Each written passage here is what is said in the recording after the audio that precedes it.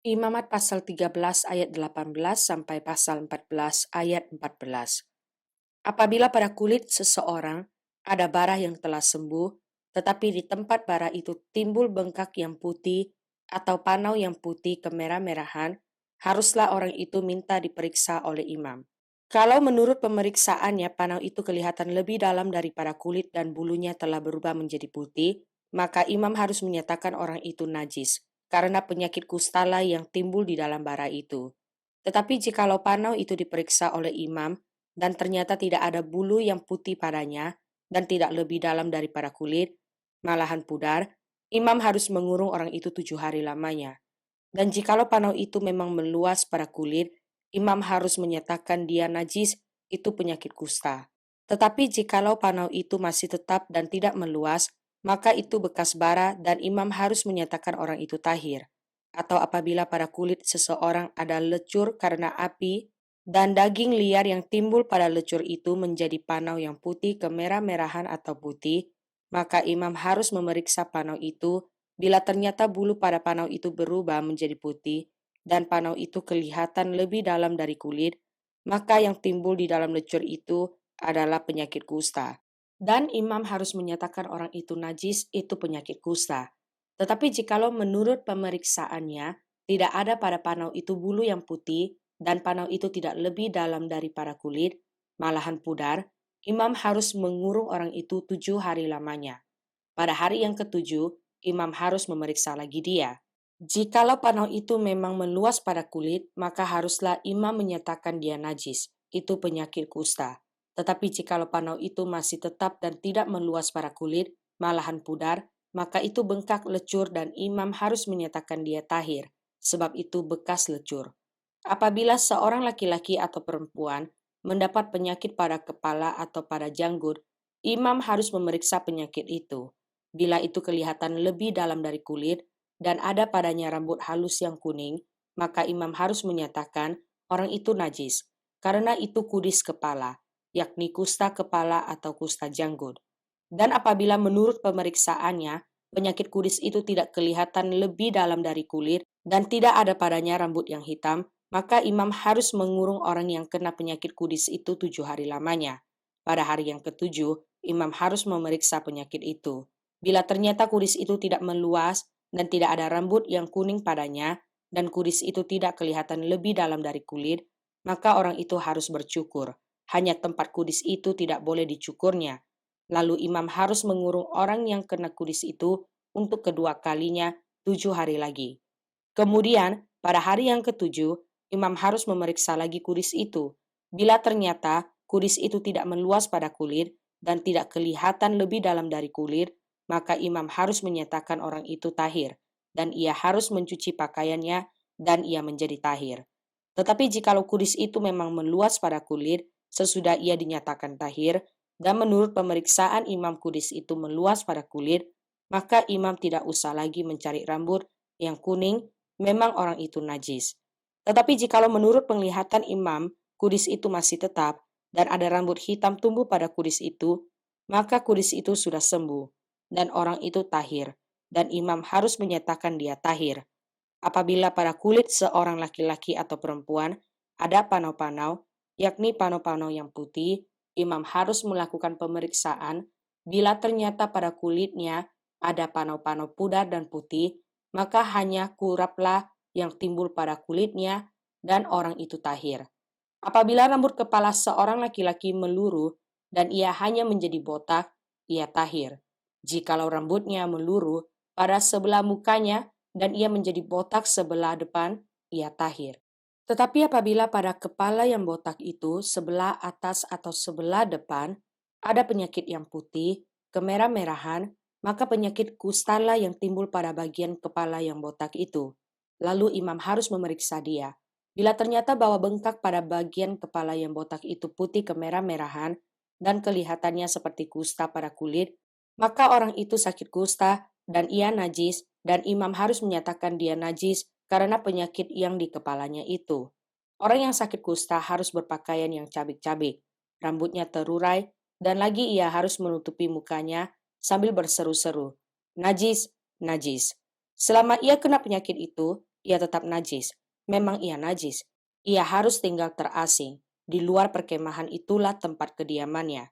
Apabila pada pakaian ada tanda kusta, pada pakaian bulu domba atau pakaian lenan, entah pada benang lungsin atau benang pakannya, entah pada kulit atau sesuatu barang kulit, kalau tanda pada barang-barang itu sudah kemerah-merahan warnanya, maka itu kusta. Hal itu harus diperiksakan kepada imam. Kalau tanda itu telah diperiksa oleh imam, ia harus mengasingkan yang mempunyai tanda itu 7 hari lamanya. Pada hari yang ketujuh, ia harus memeriksa tanda itu lagi. Apabila tanda itu meluas pada pakaian, atau benang lungsin, atau benang pakan, atau pada kulit, entah untuk barang apapun kulit itu dipakai, maka itu adalah kusta yang jahat sekali dan barang itu najis. Ia harus membakar barang-barang yang mempunyai tanda itu, karena itu kusta yang jahat sekali. Barang-barang itu harus dibakar habis. Tetapi jikalau menurut pemeriksaan imam tanda itu tidak meluas pada barang-barang itu, maka imam harus memerintahkan orang mencuci barang yang mempunyai tanda itu, lalu ia harus mengasingkannya 7 hari lagi untuk kedua kalinya. Kemudian, sesudah barang itu dicuci, imam harus memeriksa tanda itu lagi. Bila ternyata rupa tanda itu tidak berubah, biarpun itu tidak meluas, maka barang itu najis, dan engkau harus membakarnya habis, karena tanda itu semakin mendalam pada sebelah belakang atau sebelah muka. Dan jikalau menurut pemeriksaan imam tanda itu menjadi pudar sesudah dicuci, maka ia harus mengoyakkannya dari barang-barang itu. Tetapi jikalau tanda itu tampak pula pada barang-barang itu, maka itu kusta yang sedang ditimbul, barang yang mempunyai tanda itu haruslah kau bakar habis. Tetapi barang-barang yang telah kau cuci sehingga tanda itu lenyap daripadanya, haruslah dicuci untuk kedua kalinya, barulah menjadi tahir.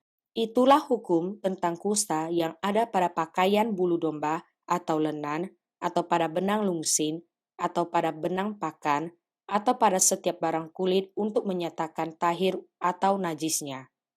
Tuhan berfirman kepada Musa, inilah yang harus menjadi hukum tentang orang yang sakit kusta pada hari pentahirannya.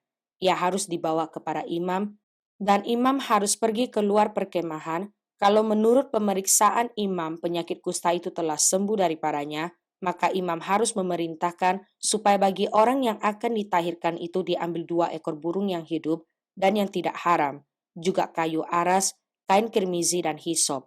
Imam harus memerintahkan supaya burung yang seekor disembelih di atas belangga tanah berisi air mengalir, tetapi burung yang masih hidup haruslah diambilnya bersama-sama dengan kayu aras, kain kirmizi, dan hisop.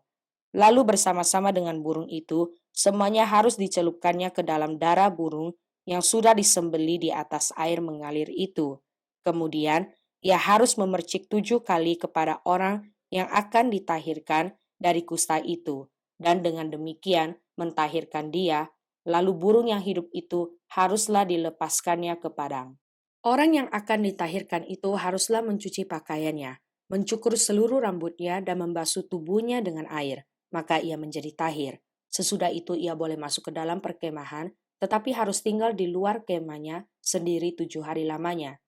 Maka pada hari yang ketujuh ia harus mencukur seluruh rambutnya, rambut kepala, janggut, alis, bahkan segala bulunya harus dicukur. Pakaiannya, pakaiannya dicuci dan tubuhnya dibasuh dengan air, maka ia menjadi tahir. Pada hari yang ke-8 ia harus mengambil 2 ekor domba jantan yang tidak bercela dan 1 ekor domba betina berumur setahun yang tidak bercela dan 3/10 eva tepung yang terbaik diolah dengan minyak sebagai korban sajian, serta 1 log minyak. Imam yang melakukan pentahiran itu harus menempatkan orang yang akan ditahirkan bersama-sama dengan persembahannya di hadapan Tuhan di depan pintu kemah pertemuan. Dan ia harus mengambil domba jantan yang seekor dan mempersembahkannya sebagai tebusan salah bersama-sama dengan minyak yang 1 log itu, dan ia harus mempersembahkannya sebagai persembahan unjukan di hadapan Tuhan. Domba jantan itu harus disembelihnya di tempat orang menyembelih korban penghapus dosa dan korban bakaran, di tempat kudus karena korban penebus salah, begitu juga korban penghapus dosa adalah bagian imam, itulah bagian maha kudus. Imam harus mengambil sedikit dari darah tebusan salah itu dan harus membubuhnya pada cuping telinga kanan dari orang yang akan ditahirkan dan pada ibu jari tangan kanan dan pada ibu jari kaki kanannya. Mazmur pasal 27 ayat 1 sampai ayat 6. Dari Daud. Tuhan adalah terangku dan keselamatanku. Kepada siapakah aku harus takut? Tuhan adalah benteng hidupku. Terhadap siapakah aku harus gemetar? Ketika penjahat-penjahat menyerang aku untuk memakan dagingku, yakni semua lawanku dan musuhku, mereka sendirilah yang tergelincir dan jatuh. Sekalipun tentara berkemah mengepung aku, tidak takut hatiku. Sekalipun timbul peperangan melawan aku, dalam hal itu pun aku tetap percaya. Satu hal telah kuminta kepada Tuhan, itulah yang kuingini. Diam di rumah Tuhan seumur hidupku, menyaksikan kemurahan Tuhan dan menikmati baitnya. Sebab ia melindungi aku dalam pondoknya pada waktu bahaya. Ia menyembunyikan aku dalam persembunyian di kemahnya. Ia mengangkat aku ke atas gunung batu, maka sekarang tegaklah kepalaku, mengatasi musuhku sekeliling aku. Dalam kemahnya aku mau mempersembahkan korban dengan sorak-sorai. Aku mau menyanyi dan bermazmur bagi Tuhan. Amsal pasal 6 ayat 20 sampai ayat 22. Hai anakku, peliharalah perintah ayahmu dan janganlah menyia-nyiakan ajaran ibumu. Tambatkanlah senantiasa semuanya itu pada hatimu, kalungkanlah pada lehermu. Jikalau engkau berjalan, engkau akan dipimpinnya. Jikalau engkau berbaring, engkau akan dijaganya. Jikalau engkau bangun, engkau akan disapanya. Markus pasal 4 ayat 21 sampai ayat 41. Lalu Yesus berkata kepada mereka, orang membawa pelita bukan supaya ditempatkan di bawah gantang atau di bawah tempat tidur, melainkan supaya ditaruh di atas kaki dian. Sebab tidak ada sesuatu yang tersembunyi yang tidak akan dinyatakan, dan tidak ada sesuatu yang rahasia yang tidak akan tersingkap. Barang siapa mempunyai telinga untuk mendengar, hendaklah ia mendengar. Lalu ia berkata lagi, camkanlah apa yang kamu dengar, ukuran yang kamu pakai untuk mengukur akan diukurkan kepadamu, dan di samping itu akan ditambah lagi kepadamu. Karena siapa yang mempunyai, kepadanya akan diberi. Tetapi siapa yang tidak mempunyai, apapun juga yang ada padanya akan diambil daripadanya. Lalu kata Yesus, beginilah hal kerajaan Allah itu. Seumpama orang yang menaburkan benih di tanah. Lalu pada malam hari ia tidur dan pada siang hari ia bangun. Dan benih itu mengeluarkan tunas dan tunas itu makin tinggi, bagaimana terjadinya tidak diketahui orang itu. Bumi dengan sendirinya mengeluarkan buah, mula-mula tangkainya, lalu bulirnya, kemudian butir-butir yang penuh isinya dalam bulir itu. Apabila buah itu sudah cukup masak, orang itu segera menyabit, sebab musim menuai sudah tiba. Katanya lagi, dengan apa hendak kita membandingkan kerajaan Allah itu, atau dengan perumpamaan manakah hendaknya kita menggambarkannya? Hal kerajaan itu seumpama biji sesawi yang ditaburkan di tanah. Memang biji itu yang paling kecil daripada segala jenis benih yang ada di bumi. Tetapi apabila ia ditaburkan, ia tumbuh dan menjadi lebih besar daripada segala sayuran yang lain dan mengeluarkan cabang-cabang yang besar, sehingga burung-burung di udara dapat bersarang dalam naungannya. Dalam banyak perumpamaan yang semacam itu, ia memberitakan firman kepada mereka sesuai dengan pengertian mereka. Dan tanpa perumpamaan ia tidak berkata-kata kepada mereka, tetapi kepada murid-muridnya ia menguraikan segala sesuatu secara tersendiri. Pada hari itu, waktu hari sudah petang, Yesus berkata kepada mereka, marilah kita bertolak ke seberang. Mereka meninggalkan orang banyak itu lalu bertolak dan membawa Yesus beserta dengan mereka dalam perahu di mana Yesus telah duduk, dan perahu-perahu lain juga menyertai dia. Lalu mengamuklah taufan yang sangat dahsyat, dan ombak menyembur masuk ke dalam perahu, sehingga perahu itu mulai penuh dengan air. Pada waktu itu Yesus sedang tidur di buritan di sebuah tilam. Maka murid-muridnya membangunkan dia dan berkata kepadanya, Guru, engkau tidak peduli kalau kita binasa? Ia pun bangun, menghardik angin itu dan berkata kepada danau itu, diam, tenanglah. Lalu angin itu reda dan danau itu menjadi teduh sekali. Lalu ia berkata kepada mereka, mengapa kamu begitu takut? Mengapa kamu tidak percaya? Mereka menjadi sangat takut dan berkata seorang kepada yang lain, siapa gerangan orang ini, sehingga angin dan danau pun taat kepadanya?